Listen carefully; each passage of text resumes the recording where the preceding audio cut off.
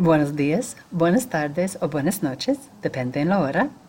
Voy a explicar un poquito más sobre el proyecto de Unidad 2. So with this, I want us to focus in more on, I would like you to focus in more on the country that you've selected. I know that some of you have chosen more than one, and at this point, I really want you just in one. Okay, so with that, the background is in this first paragraph. Viene un o una estudiante de tu país escogido para vivir contigo y estudiar en tu escuela. Él o ella va a llegar en enero y va a vivir con tu familia y tú por el semestre hasta el fin de mayo. So basically, we have an exchange student coming from the country that you've selected. Notice when they're going to be arriving and how long they're going to be staying with you. So there's a few steps with this, or a few portions to this project. In the first portion, escribe una descripción de tu amigo nuevo. So this would be a very short paragraph.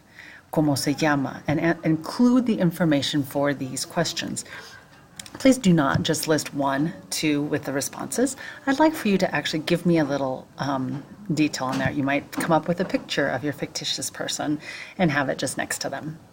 So, ¿cómo se llama? ¿De dónde es? ¿Dónde vive? Describe un poco qué le gusta, qué no le gusta, cómo es su familia, cómo es su hogar, casa o apartamento.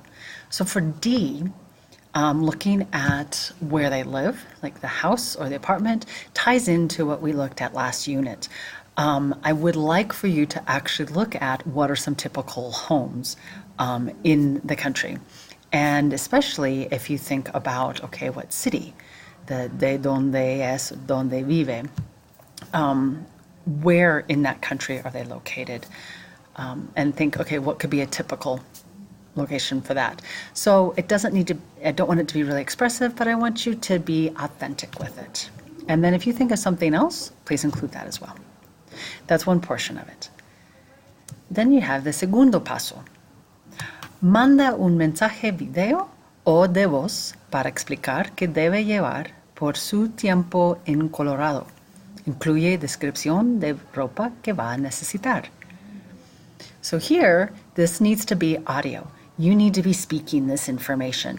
Imagine that you are in a chat with them or that you're leaving them a voice message of some variety in which you're quickly going to tell them la ropa que va a necesitar. So, lo menos 2 ropas útiles. Now, this would be, we need at least 2 outfits. This ropa here refers to an outfit. Okay, para la escuela. What would make sense in the school or in the region or in the where you are and how you go to school? Ropa para hacer las cosas que le interesa. This would be tied back to the things they like to do. So what are they going to need for that? Y la ropa exterior para el clima. So thinking about Colorado, what are some things they're going to need to have to be appropriately dressed for this weather? Okay, so keep that all in mind with that as well. So that's the voice portion. Now in the third portion, escribe un mensaje de correo o una carta a tu amigo nuevo con más descripción. Descripción de ropa que va a necesitar. Explique por qué necesita esta ropa. Incluye lo menos. Here's where I'm looking for some of the grammar that you've been working on in this unit, as well as the vocabulary in the segundo and the tercer pasos. So this one, so you've already talked to the person, but you want to make sure that they have kind of more information as to what they're going to need as a reminder, so that when they're packing, they can refer back to it. That's the idea for the tercer paso. You're writing to them as a follow-up. Okay, here's what we talked about. Here's what you need. Notice that the number 1 is exactly the same as what's up there in the segundo paso, but this is written out. Explica por qué. Why are they going to need this? Porque hace frío en Colorado. Might be one of those, okay? Porque te gusta jugar al béisbol, okay? So keeping it simple within a lot of the Spanish that you know, think about why they need what you suggested that they would need, why it would work. Make sure in there you also have dos frases de negación, so two negatives, things that they're never going to need during this time, according to what you see them having to do, okay? Dos pronombres directos de objetos. So the whole bring it is one way to kind of think about that in the Spanish. Okay, so those are those it's and we and us and whatnot. Dos oraciones en el pretérito. So tal vez para explicar cuando tú necesitaste la ropa que describe. So when you're looking back at, and so these last pieces, the three, should be in, this description here, okay? That's the actual content. The others are the grammar pieces that should be used in what's highlighted now. So the preterite, in the description as to why, you might say what you did or why you needed it before in something that you've done. And that would bring in the preterite, talking about it in the past. So 3 pieces, 1, some background on your fictitious exchange student, friend. 1, a voice message telling them about the clothes. And the third one is a written reminder of everything that you talked about, plus some more description as to why they would need it, and really focusing in on some of the grammar from this unit. This is your exam. So instead of having an exam, this is what we're doing, which is why you need to make sure that you are including all that new content. Don't go overboard. Biggest thing that I need you not to do is do not use a translator.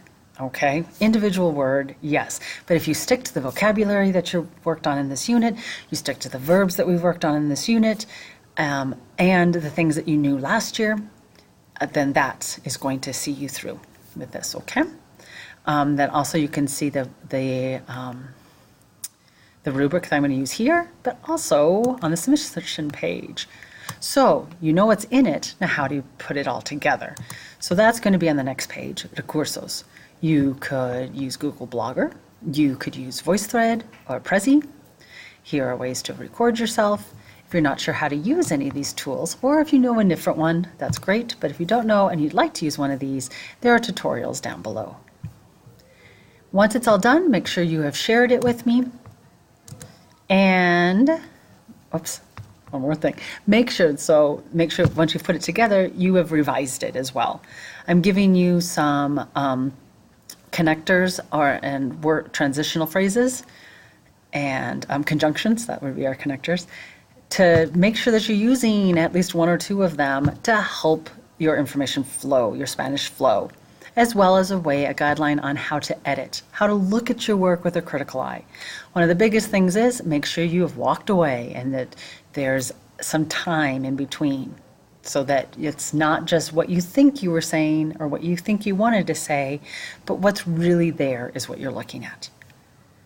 Then once you've revised it, then it'll be time to submit it. And that's on the next page. Make sure that you have submitted this in here. And this is just more of that same information. Okay, and here's the rubric that I will definitely be using. This is what you'll see that I will have modified according to your work. Please let me know if you have any questions. Y hasta luego.